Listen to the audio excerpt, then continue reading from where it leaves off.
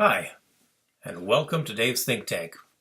This week, Scientific American Magazine has sent to me a request forwarded from the National University of Singapore asking if I could produce a 5-minute lecture based on my latest results in quantum physics. Well, you're in luck because here at Dave's Think Tank, we're all about 5-minute lectures. So, let's just throw this up on the big board and dive right into it. We've had a number of scientific breakthroughs over the years here at Dave's Think Tank. For example, just recently we've solved the problem of quantum entanglement, sometimes known as spooky action at a distance. If you have two particles, particle A and particle B, and you entangle them,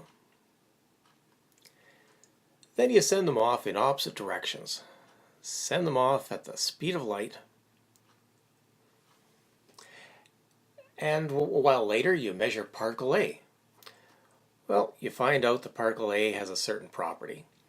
Then at any time in the future, if you should measure particle B, you're going to find out it has the exact same property.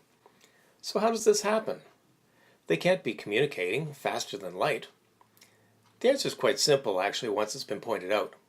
Back at the beginning here, when they first became entangled, there was plenty of time for the particles to collude. So particle A says to particle B, hey, if anyone asks, just tell them you're horizontally polarized, okay?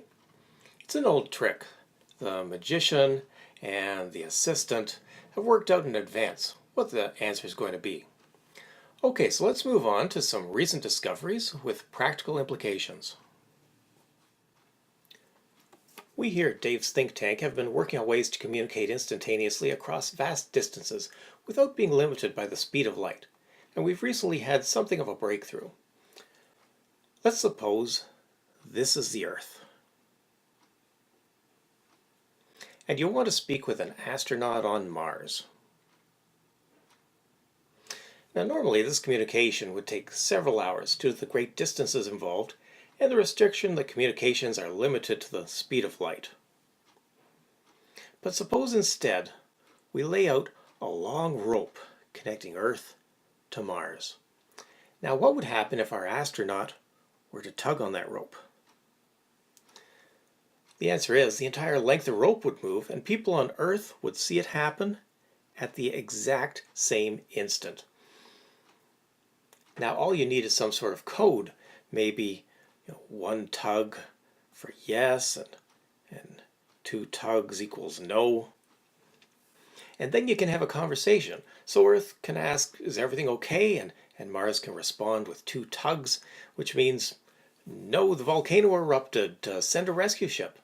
So you can see this idea is already saving lives. Some improvements can obviously be made, like maybe you want to attach a bell on the Earth end, so that they're alerted immediately, but the basic idea is sound. There are, of course, some minor issues. For example, there will obviously be some communications problems when Mars is in retrograde, and there's a significant amount of slack develops in the rope. Also, as we observe the Earth continuing in its orbit around the Sun,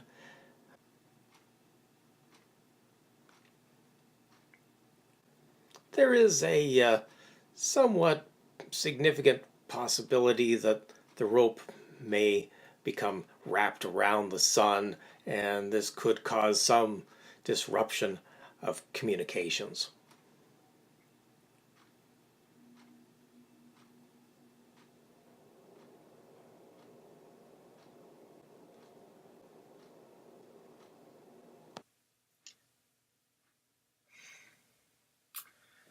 We'll leave it to NASA to work out the final details of this deep space communication technique. Now, just as an afterthought, I noticed on your quantum lectures submission website, you have a clause regarding limitation of liability. I'm just wondering if I could get in on that as well, just in case anyone actually tries out this idea. Okay, so that's it for today. If you want to learn more about outer space or inner space, please leave your questions and comments in the space below.